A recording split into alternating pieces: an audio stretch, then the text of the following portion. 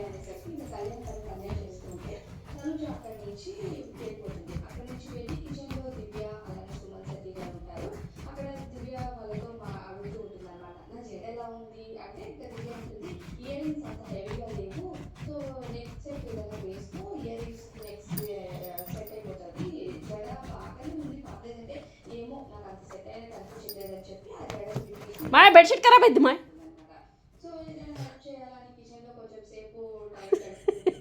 ఇంకా అలసిపోయా బెడ్‌రూమ్‌లోకి వస్తుందా ఉంటాడు. తనుజ కిచెన్‌లో హెల్ప్ అలసిపోయా చేసి అమ్మా మళ్ళీ బెడ్‌రూమ్‌కి పడుకో వస్తుందనమాట. పడుకో సో జుట్టు పడుకో విరబోసుకొని వచ్చిన తనుజని రేపు ఏంటి తల్లి నువ్వు దెయ్యంలాగా కన్న తల్లి అన్నట్టుగా ఓ షీట్స్ ఎక్స్‌ప్రెషన్ ఎలా ఇస్తాడు. పట్టుకుంది ఇక కళ్యాణ్ దగ్గరికి తనుజ వస్తుంది.